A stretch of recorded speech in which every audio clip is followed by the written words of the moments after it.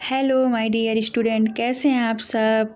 मैं हूँ पूनम और मैं आपका स्वागत करती हूँ अपने channel welcome back to my channel Crystal Clear Learning. तो स्टूडेंट, आज मैं लेकर आई हूँ आपका प्रथम प्रश्न पत्र जो है वर्तमान भारतीय समाज एवं प्रारंभिक शिक्षा। तो इसमें जो आपका फर्स्ट लेसन है, फर्स्ट यूनिट है, मैं उससे रिलेटेड आपका पूरा लेसन कवर कराने वाली हूँ। आपकी जो फर्स्ट यूनिट है उसको पूरा कवर कराने वाली हूँ, जिसमें आएगा शिक्षा की संकल्पना, शिक्षा के अर्थ एवं परिभाषा, शिक्षा के उद्देश्य, शिक्षा की प्रकृति, शिक्षा की आवश्यकता, महत्व, उसकी भूमिका, शिक्षा के प्रकार, अनौपचारिक शिक्षा, औपचारिक शिक्षा, दूरस्थ शिक्षा प्रणाली। मतलब आपका पूरा यूनिट मैं इसी वीडियो में कवर कराऊंगी। अगर वीडियो लंबा हुआ तो इसका सेकंड पार्ट लेके आऊँगी। वैसे मैं कोशिश करूँगी कि मैं इसी में ही आसान शब्दों में आपको समझाऊँ ताकि आपको बड़े आराम से समझ में आए। तो आप बने रहिएगा मेरे वीडियो में। चलो शुरू करते हैं विदाउट टाइम ऑफ वेस्टिंग। ठीक है, तो शिक्षा की संकल्पना मतलब कि कॉन्सेप्ट ऑफ, क्या होगा, कॉन्सेप्ट ऑफ शिक्षा, कॉन्सेप्ट ऑफ एजुकेशन। ठीक है, शिक्षा एक स्वाभाविक प्रक्रिया है। यह मानव जीवन के जन्म से लेकर मृत्यु पर्यंत तक निरंतर चलती रहती है। मानव जब जन्म लेता है तो वह विभिन्न बौद्धिक योग्यता एवं सांस्कृतिक तत्वों से युक्त होता है जो उसे अन्य पशुओं से भिन्न बनाते हैं। क्या है शिक्षा? शिक्षा एक स्वाभाविक प्रक्रिया है। ये मानव जीवन के जन्म से लेकर, जब मनुष्य जन्म लेता है वहाँ से लेकर शिक्षा मृत्यु पर्यंत तक चलती रहती है। मानव जब जन्म लेता है तो वह विभिन्न बौद्धिक योग्यता एवं सांस्कृतिक तत्वों से युक्त होता है जो उसे अन्य पशुओं से भिन्न बनाते हैं। मतलब अगर जो बच्चा होता है वो जिस वक्त से जन्म लेता है अपने मृत्यु तक वह कुछ ना कुछ सीखता रहता है। तो शिक्षा क्या है? ये एक स्वाभाविक प्रक्रिया है। और जब मानव जन्म लेता है तो उसकी जो बौद्धिक योग्यताएं या सांस्कृतिक तत्व उसके अंदर जो होते हैं वो अन्य पशुओं से मनुष्य को अलग बनाते हैं, भिन्न बनाते हैं। तो आपको समझ में आया होगा। शिक्षा मानव जाति का संरक्षण करती है तथा बौद्धिक योग्यता एवं सांस्कृतिक परंपराओं को बनाए रखने में सहायता करती है। शिक्षा ही एक ऐसी विस्तृत प्रक्रिया है जो मानव को, यहाँ से देखिए, जो मानव को अंधकार, निर्धनता एवं संकट से बाहर निकालती है एवं व्यक्तित्व के समस्त पक्ष, शारीरिक, मानसिक, संवेगात्मक, आध्यात्मिक एवं सांस्कृतिक का विकास करता है। अतः शिक्षा जीवन का अत्यंत महत्वपूर्ण पक्ष है। अतः आप कह सकते हैं कि शिक्षा जीवन का अत्यंत महत्वपूर्ण पक्ष है, क्योंकि शिक्षा ही मनुष्य को जो अंधकार है, निर्धनता है, गरीबी है, संकट है, उससे बाहर निकालती है एवं व्यक्ति के समस्त सर्वांगीण विकास करती है। शारीरिक, मानसिक, संवेगात्मक, आध्यात्मिक, हर तरह से शिक्षा मनुष्य का विकास करती है। तो यहाँ तक आपको समझ में आया अच्छे से। चलो आगे देखते हैं। ठीक है, यहाँ देखते हैं।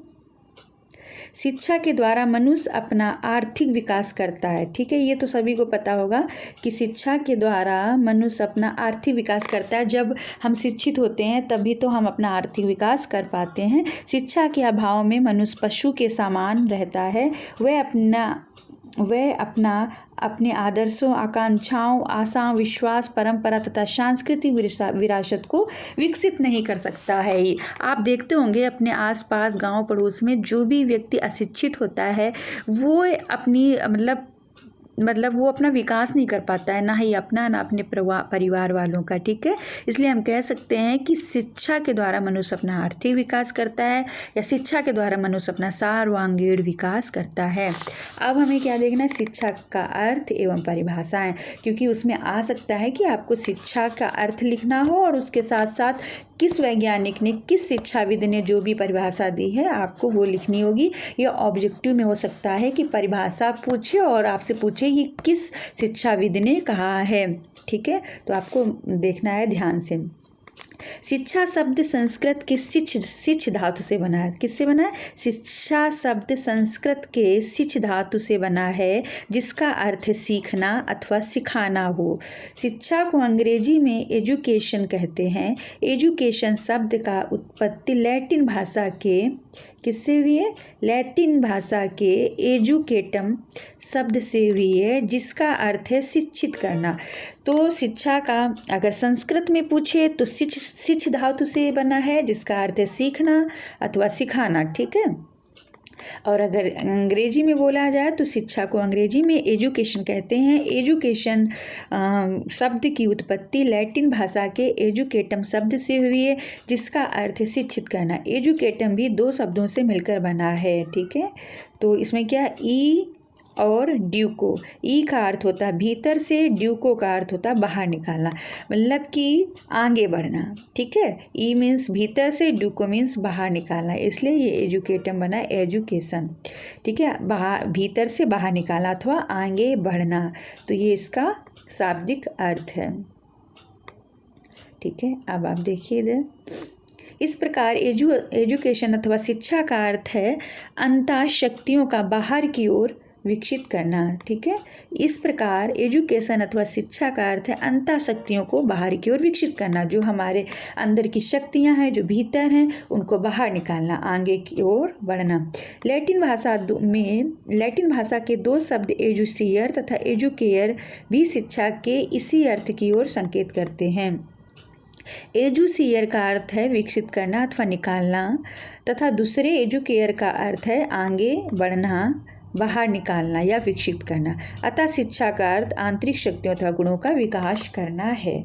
तो आपको अच्छे समझ में आ गया होगा कि क्या है एजुकेशन। चाहे एजुकेशन हो या एजुसियर हो, दोनों का अर्थ है अंतः शक्तियों का बाहर की ओर विकसित करना। ठीक है। अब शिक्षा की कुछ परिभाषाएं आपको ध्यान से देखनी है। सुकरात ने कहा है, शिक्षा का तात्पर्य संसार के उन सर्वमान्य विचारों को प्रकट करना है जो प्रत्येक व्यक्ति के मस्तिष्क में निहित हैं। मतलब सुकरात कहते हैं कि शिक्षा का तात्पर्य संसार के उन सर्वमान्य विचारों को प्रकट करना है जो प्रत्येक मनुष्य के मस्तिष्क में निहित हैं, पहले से ही निहित हैं। तो आप इसको इतने ध्यान से पढ़िए और कुछ कीवर्ड पकड़िए, ताकि आपको अगर वहाँ पे ऑब्जेक्टिव में ये क्वेश्चन आए, ये परिभाषा दी हो और पूछा जाए, 4 ऑप्शन हो कि ये किस राइटर ने इसको लिखा है, तो आप बता दें। ठीक है। अब आप आगे देखिए, नेक्स्ट देखिए, विवेकानंद के अनुसार, अभी हमने किसके अनुसार पढ़ी थी? अभी हमने पढ़ा था सुकरात के अनुसार। विवेकानंद के अनुसार मानव की संपूर्णता का प्रकटीकरण ही शिक्षा है। मानव की संपूर्णता का प्रकटीकरण ही शिक्षा है। और देखिए आप लोग इसमें क्या कर सकते हैं, जो भी डेफिनेशन, जो भी परिभाषा आपको ईजी लग रही हो, 1-2 परिभाषाएं आप इसको याद कर लिए, ताकि जब आपको वहाँ पे लिखने के लिए आए तो आप बाकायदे कोटेशन सहित इसको इन्वर्टेड कामा के अंदर लिख के अंडरलाइन कर दें, ताकि एग्जामिनर आपको तुरंत पूरे के पूरे नंबर दे। ओके। टैगोर के अनुसार शिक्षा का अर्थ बालक को उस योग्य बनाना कि वह खोज कर सके उसे अपने, ठीक है, कि वह खोज कर सके। शिक्षा का अर्थ बालक को उस योग्य बनाना कि वह शाश्वत खोज कर सके, उसे अपना बना सके और उसकी अभिव्यक्ति कर सके। तो शिक्षा का अर्थ है बालक को उस योग्य बना देना कि वह शाश्वत खोज कर सके, खुद खोज कर सके, उसे अपना बना सके, उसकी अभिव्यक्ति कर सके। तो टैगोर जी इस बात के लिए कहते हैं। ठीक है। इसको छोटा कर लेते, पूरा आ जाएगा। ये देखना, शिक्षा का अर्थ बालक को उस योग्य बनाना कि वे शाश्वत सत्य की खोज कर सके, उसे अपना बना सके और उसकी अभिव्यक्ति कर सके। प्लेटो के अनुसार शिक्षा से मेरा तात्पर्य उस प्रशिक्षण से है जो अच्छी आदतों द्वारा, ठीक है, 1 मिनट, जो अच्छी आदतों द्वारा बच्चों को बच्चों में अच्छी नैतिकता का विकास करे। शिक्षा से मेरा तात्पर्य, प्लेटो ने क्या कहा है बताइए? प्लेटो ने कहा है शिक्षा से मेरा तात्पर्य उस प्रशिक्षण से है जो अच्छी आदतों द्वारा बच्चों में अच्छी नैतिकता का विकास कर सके। तो ये परिभाषा तो बहुत ही ईजी है, जो कि आप बड़े आसानी से याद कर सकते हैं। प्लेटो के अनुसार शिक्षा से मेरे तात्पर्य उस प्रशिक्षण से है जो अच्छी आदतों द्वारा बच्चों में अच्छी नैतिकता का विकास कर सके। ठीक है, तो ये आप उसको अच्छे से लर्न कर लीजिए ताकि आप वहाँ पे लिख पाएँ। अब आगे देखिए, अरस्तु के अनुसार, अरस्तु ने क्या कहा है? शिक्षा व्यक्ति की शक्ति का और विशेष रूप से मानसिक शक्ति का विकास करती है, जिससे वह परम सत्य, शिव और सुंदर के चिंतन का आनंद उठा सके। उन्होंने तो कहा है कि शिक्षा व्यक्ति की शक्ति और विशेष रूप से मानसिक शक्ति का विकास करती है, जिससे वह परम सत्य, शिव और सुंदर के चिंतन का आनंद उठा सके। तो ये आपने देखा। एक और अभी अपने आपके सिलेबस में दे रखा है, जॉन डीवी के अनुसार शिक्षा व्यक्ति की उन योग्यताओं के विकास का नाम है जो उसे उसके वातावरण पर नियंत्रण रखना सिखाती है और उसकी संभावनाओं को पूर्ण करती है। तो ये भी अच्छी परिभाषा है कि शिक्षा व्यक्ति की उन योग्यताओं के विकास का नाम है, जो मतलब मनुष्य के अंदर योग्यताएं होती हैं, उन विकास का नाम है जो उसे उसके वातावरण पर नियंत्रण रखना सिखाती है और उसकी संभावनाओं को पूर्ण करती है। तो ठीक है, ये हमने क्या देखी? शिक्षा की परिभाषाएं देखी। अब हम देखते हैं कि शिक्षा का संकुचित अर्थ, नैरो मीनिंग ऑफ एजुकेशन। तो संकुचित अर्थ के अनुसार शिक्षा का अभिप्राय बालक को विद्यालय में प्रदान की जाने वाली शिक्षा से है। अब संकुचित अर्थ क्या होता है? मतलब अगर क्वेश्चन आ जाए कि शिक्षा का संकुचित अर्थ लिखिए, तो आपको लिखना होगा कि संकुचित अर्थ के अनुसार शिक्षा का अभिप्राय बालक को विद्यालय में प्रदान की जाने वाली शिक्षा से है। ठीक है, संकुचित अर्थ। अन्य शब्दों में, जब बालक को पूर्व निश्चित योजना द्वारा वयस्क वर्ग निश्चित पद्धतियों से निश्चित प्रकार का ज्ञान प्रदान करता है तो उसे शिक्षा कहते हैं। यहाँ पर शिक्षा विशेष, विद्यालय विशेष, शिक्षण विशेष, काल विशेष, पद्धति तथा विशेष पाठ्यक्रम तक निश्चित हो जाता है। विद्यालय में शिक्षक बालक को वही शिक्षा देता है जो समाज और बालक के उन्नयन के लिए आवश्यक है। तो रेमंड जो वो थे, उन्होंने क्या कहा है? संकुचित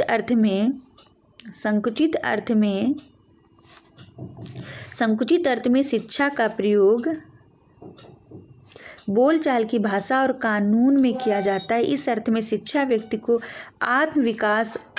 आत्मविकास और उसके वातावरण के सामान्य प्रभावों को अपने में कोई स्थान नहीं देती है। इसके विपरीत यह केवल उन विशेष प्रभावों को अपने में स्थान देती है जो समाज के अधिक आयु के व्यक्ति जानबूझकर एवं नियोजित रूप से अपने से छोटों पर डालते हैं, भले ही ये प्रभाव परिवार, धर्म या राज द्वारा डाले जाएं। तो इन्होंने कहा है, पहले एक और देख लीजिए फिर मैं समझाती हूँ। प्रोफेसर ड्रेवर के अनुसार शिक्षा एक प्रक्रिया है जिसमें तथा जिसके द्वारा बालक के ज्ञान, चरित्र तथा व्यवहार को एक विशेष साँचे में ढाला जाता है। ये इन्होंने बहुत अच्छी बात कही कि शिक्षा एक प्रक्रिया है जिसमें तथा जिसके द्वारा बालक के ज्ञान, चरित्र तथा व्यवहार को एक विशेष साँचे में ढाला जाता है। तो आप इधर देखिए कि संकुचित अर्थ क्या है। अब संकुचित अर्थ के अनुसार शिक्षा मतलब वह शिक्षा होती है जो बालक को विद्यालय में प्रदान की जाती है। वहाँ पे क्या होता है कि विद्यालय में बालक को पूर्व निश्चित योजना द्वारा टीचर जो होते हैं, वयस्क होते हैं, उनके द्वारा निश्चित प्रकार का ज्ञान प्रदान किया जाता है। तो उसे हम संकुचित शिक्षा कहते हैं। मतलब कि जो निश्चित है, पाठ्यक्रम है, मतलब एक निश्चित है कि मुझे इतनी शिक्षा देनी ही है बालक को, तो वो शिक्षा का संकुचित अर्थ है। अब व्यापक अर्थ क्या होता है शिक्षा का? शिक्षा का व्यापक अर्थ वो होता है कि जो व्यापक स्तर पर दी जाए। मतलब कि अभी मैं बताती हूँ, संकुचित स्तर पे तो हो गया जो विद्यालय में दी जा रही है शिक्षा, और व्यापक स्तर पर जो हमें स्कूल के बाहर जो शिक्षा मिलती है, मतलब जो स्कूल में निश्चित रूप से नहीं दी जाती है लेकिन स्कूल के बाहर जो शिक्षा मिलती है वो होती है व्यापक शिक्षा। तो अब आपने क्या समझा कि शिक्षा का संकुचित अर्थ क्या है? आपको समझ में आया शिक्षा का संकुचित अर्थ? अगर ये क्वेश्चन आ जाए तो आपको किस तरीके से लिखना है, ये आपको समझ में आया कि नहीं आया? तो व्यापक अर्थ में मैंने आपको बताया, जैसे कि चलो मैं बताती हूँ।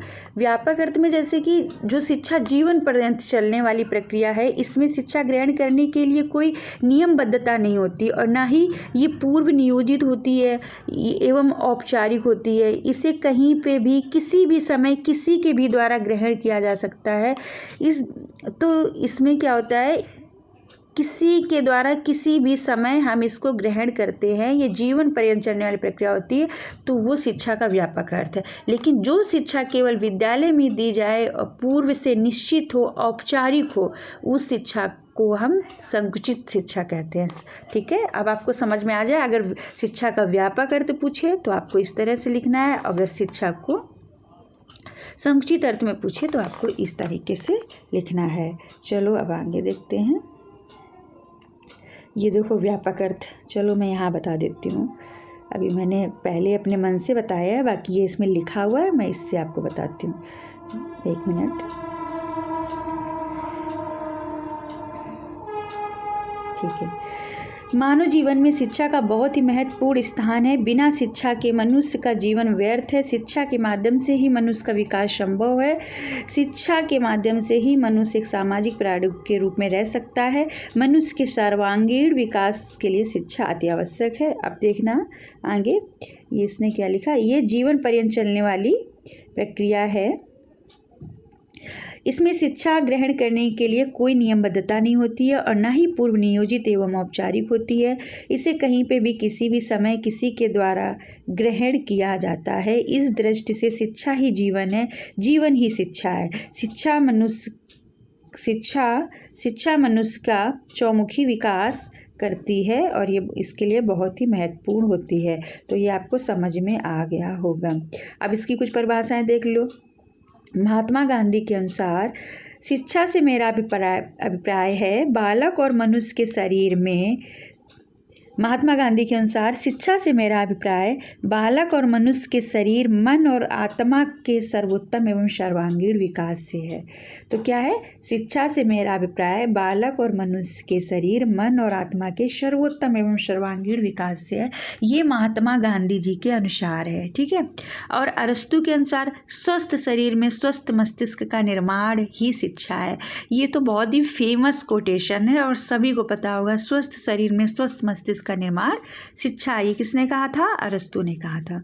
ठीक है। अब आगे देखिए शिक्षा का, अब आपका मैंने शिक्षा का विषय विस्तार बताना है कि शिक्षा का विषय विस्तार क्या। अभी तक हमने क्या क्या देखा? अभी तक हमने देखा शिक्षा का संकल्पना, मतलब कॉन्सेप्ट ऑफ एजुकेशन, और मैंने शिक्षा की परिभाषाएं देखी, कौन कौन से शिक्षाविदों ने कौन कौन सी परिभाषाएं दी हैं। और हमने क्या देखा? और हमने देखा कि शिक्षा का कौन कौन सी शिक्षा मैंने देखी। शिक्षा का संकुचित अर्थ देखा, शिक्षा का व्यापक अर्थ देखा। अब शिक्षा का विषय विस्तार या क्षेत्र देखिए। ठीक है। तो इसका विषय विस्तार या क्षेत्र क्या है शिक्षा का? तो जीवन के विविध क्षेत्रों में प्राप्त अनुभवों को अलग अलग विषयों के रूप में प्रस्तुत करके शिक्षा के विषय विस्तार या क्षेत्र को निम्नलिखित भागों में बांटा जाता है। तो कौन कौन से भागों में बांटा जाता है? शिक्षा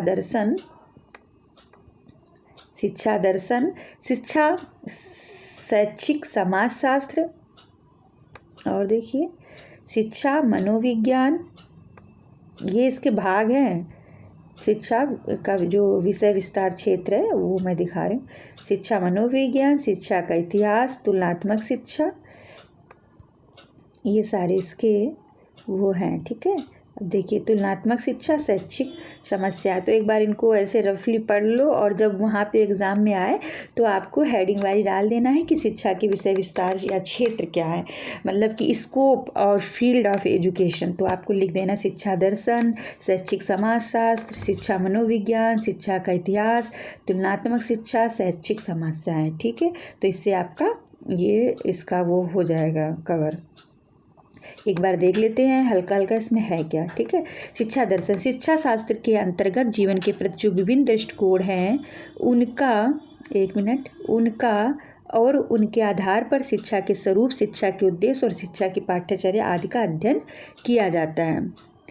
मतलब इसमें शिक्षा दर्शन में क्या है, जो भी शिक्षा शास्त्र के अंतर्गत जीवन के प्रति जो दृष्टिकोण है, उनके आधार पर शिक्षा के स्वरूप, शिक्षा के उद्देश्य, शिक्षा की पाठ्यचर्या, इनका अध्ययन किया जाता है। और शैक्षिक समाजशास्त्र में क्या है, समाज और शिक्षा का संबंध शैक्षिक समाजशास्त्र से है। शैक्षिक समाजशास्त्र शिक्षा को सामाजिक पृष्ठभूमि और समाजशास्त्रीय आधार प्रदान करता है। इसमें समाज की आवश्यकताओं, सामाजिक अंतःक्रिया, सामाजिकरण की प्रक्रिया तथा शिक्षा तथा सामाजिक परिवर्तन के पारिस्थितिक संबंधों आदि पर विचार किया जाता है। तो ये आप हेडिंग्स याद कर लो और हेडिंग के अंदर आप आराम से इसमें लिख सकते हैं, ठीक है। तो अब आ जाते हैं शिक्षा के प्रकार। आपको पता है शिक्षा कितने प्रकार की होती है? तो शिक्षा होती है 2 प्रकार की। मेनली शिक्षा 2 प्रकार की होती है, औपचारिक शिक्षा, अनौपचारिक शिक्षा। तो औपचारिक शिक्षा क्या होती है, जो कि हम यहाँ पे देखेंगे। औपचारिक शिक्षा वह है जिसे सचेतन प्रयासों से प्रदान तथा प्राप्त किया जाता है। यह शिक्षा प्रदान करने वाला भली प्रकार से जानता है कि उसे शिक्षा प्रदान करनी है। यहाँ शिक्षक एवं बालक दोनों को ही शिक्षा के उद्देश्य ज्ञात रहते हैं तथा जिसको बालक किसी कार्य, ठीक है, जिसको बालक किसी कार्यक्रम के अनुसार नियंत्रित वातावरण में रहते हुए किसी पूर्व निश्चित उद्देश्य की प्राप्ति के लिए, ठीक है, पूर्व निश्चित उद्देश्य की प्राप्ति के लिए निश्चित पाठ्यक्रम के निश्चित शिक्षण पद्धति के द्वारा निश्चित स्थान पर निश्चित समय में समाप्त करके परीक्षा देकर उपाधि ग्रहण कर लेता है। ऐसी शिक्षा को प्रदान करने के साधन विद्यालय हैं, पुस्तकालय हैं, अजायब घर हैं, चित्र भवन है और पुस्तकें आदि हैं। तो आपने देखा औपचारिक शिक्षा क्या होती है।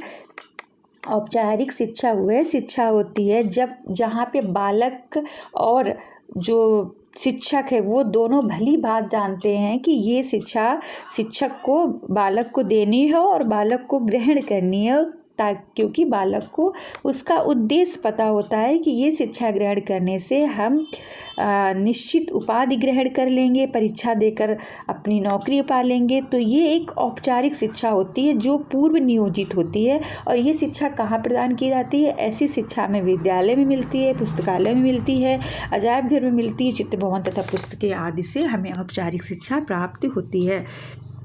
औपचारिक शिक्षा की विशेषताएं क्या क्या हैं? तो औपचारिक शिक्षा में निम्नलिखित विशेषताएं पाई जाती हैं। औपचारिक शिक्षा में सुनियोजित प्रयासों तथा व्यवस्था की आवश्यकता होती है। औपचारिक शिक्षा कृत्रिम, जटिल तथा अप्राकृतिक होती है। ये बात बिल्कुल सही है। जो औपचारिक शिक्षा होती है उसमें बनावटीपन होता है, वो कृत्रिम होती है, जटिल होती है, क्योंकि आपको उस समय आपको 10 बजे विद्यालय जाना है। आपका अगर 10 बजे पीरियड है तो आपको उतने टाइम ही पहुंचकर उस क्लास को लेना है, इसलिए ये अप्राकृतिक है, जिसे प्राप्त तथा प्रदान करने के लिए सुनियोजित क्रियाओं तथा कार्यक्रम आयोजित किए जाते हैं, क्योंकि इसके लिए सुनियोजित क्रियाएं करनी पड़ती हैं तथा सुनियोजित कार्यक्रम आयोजित किए जाते हैं। तो ये शिक्षा मूलतः विद्यालय द्वारा प्रदान की जाती है। ठीक, औपचारिक शिक्षा मूलतः किसके द्वारा प्रदान की जाती है? औपचारिक शिक्षा मूलतः विद्यालय द्वारा प्रदान की जाती है। ठीक है। सामान्यतः औपचारिक शिक्षा एक सुनिश्चित पाठ्यक्रम होता है कि हमें इतना पाठ्यक्रम पढ़ना है जिससे एक निर्धारित समय में पूरा करना होता है। सामान्यतः औपचारिक शिक्षा एक सुनिश्चित पाठ्यक्रम होता है, जैसे मेरा ये सिलेबस है और मुझे पता है कि इससे मुझे निर्धारित समय में पूरा करना है, तो ये क्या हुआ? ये एक औपचारिक शिक्षा हुई। औपचारिक शिक्षा कष्टदायक एवं परिश्रम साध्य होती है। बिल्कुल सही बात है। औपचारिक शिक्षा से हमें कष्ट मिलता है, मतलब अब हमें ये पता है कि मुझे ये अपना जो सिलेबस है ये 15 दिन में कंप्लीट करना है, इसको करना ही है। तो ये क्या होगा? इसमें मेहनत लगेगी, परिश्रम साध्य होगी तथा कष्ट साध्य होगी। तो औपचारिक शिक्षा कष्ट साध्य औपचारिक शिक्षा कष्ट साध्य एवं परिश्रम साध्य होती है। इस प्रकार की शिक्षा जीवन पर्यंत नहीं चलती है। जब तक विद्यालय जाता है यह शिक्षा तभी तक चलती है। अच्छे से पता चल गया कि ये जो शिक्षा है ये जीवन पर्यंत नहीं चलती। जब तक विद्यालय जाया जाता तभी तक औपचारिक शिक्षा चलती है। जीवन पर्यंत तो कौन शिक्षा चलती है? अनौपचारिक शिक्षा। ठीक है, अभी हम लोग आगे पढ़ेंगे उसके बारे में। औपचारिक शिक्षा भौतिक होती है, जो हमें भौतिक साधन जुटाने की योग्यता प्रदान करती है। अब देखते हैं हम लोग अनौपचारिक शिक्षा। सॉरी, एक मिनट, बैक हो गया।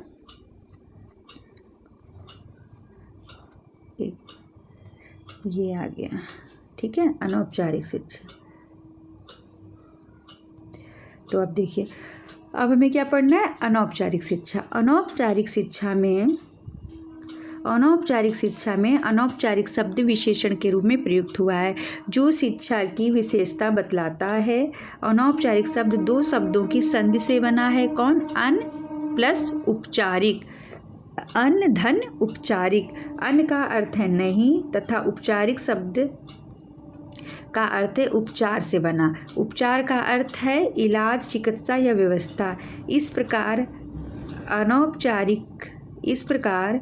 अनौपचार का अर्थ है व्यवस्थाहीन, अर्थात जिसके लिए कोई चिकित्सा या प्रयत्न या चेष्टा ना की जाए। ठीक है, कितना अच्छे से समझाया है कि अनौपचारिक शब्द का अर्थ है अन प्लस उपचारिक। अन का मतलब है नहीं, उपचारिक मतलब है उपचार से बना। ऐसी शिक्षा, ऐसा अनौपचार मतलब जो व्यवस्थाहीन है, अर्थात जिसके लिए कोई चिकित्सा या प्रयत्न या चेष्टा ही ना की जाए। इस प्रकार अनौपचारिक शिक्षा वह शिक्षा है जिसे व्यक्ति बिना किन्हीं व्यवस्थित साधनों अथवा प्रयासों के स्वतः ही प्राप्त कर लेता है। ठीक है, स्वतः ही प्राप्त कर लेता है। जीवन में मनुष्य अनेक साधनों तथा माध्यमों से अनुभव प्राप्त करता है। इन साधनों तथा माध्यमों को दो भागों में विभक्त कर सकते हैं।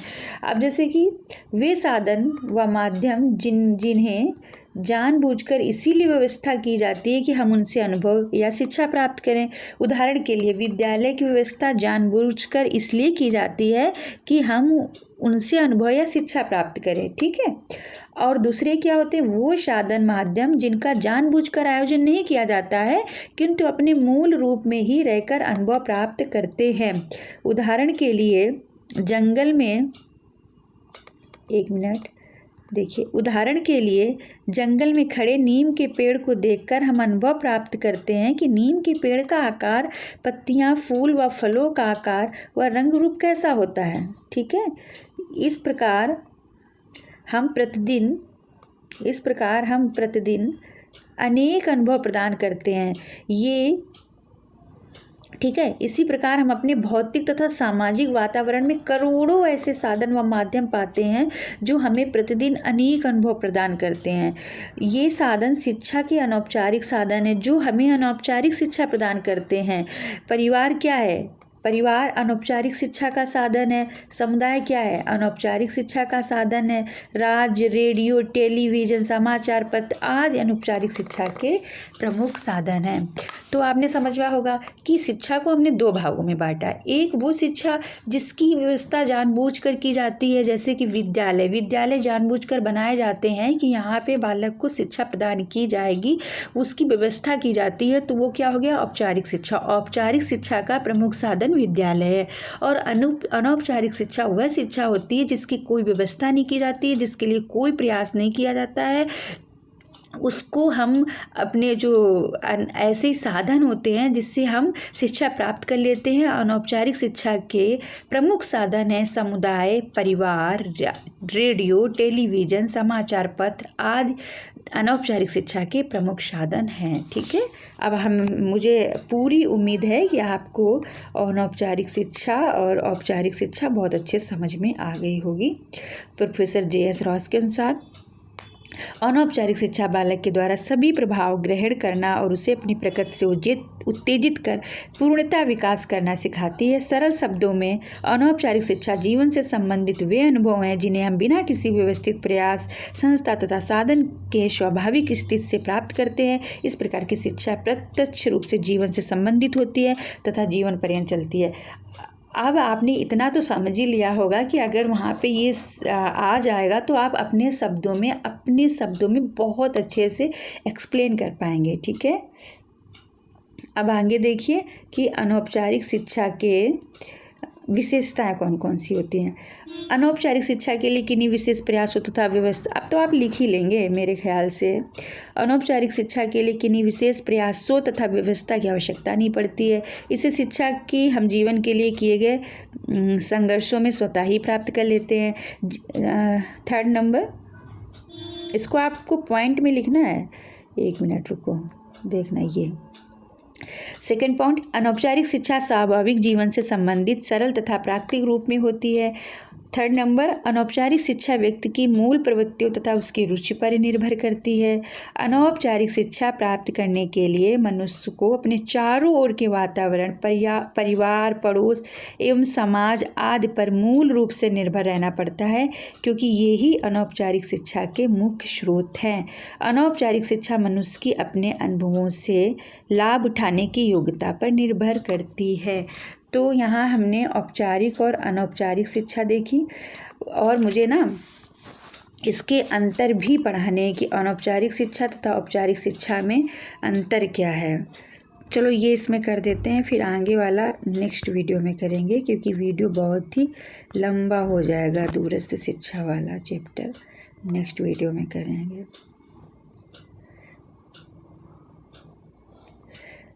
या फिर इतना ही रहने देते हैं, नेक्स्ट वीडियो में हम औपचारिक एवं अनौपचारिक शिक्षा में अंतर करेंगे। ठीक है, thank you for watching my video, और प्लीज़ मेरा वीडियो लाइक एंड सब्सक्राइब करिए ताकि मैं आपके लिए अच्छे अच्छे वीडियो बना के लाऊं। ठीक है, थैंक यू फॉर वाचिंग।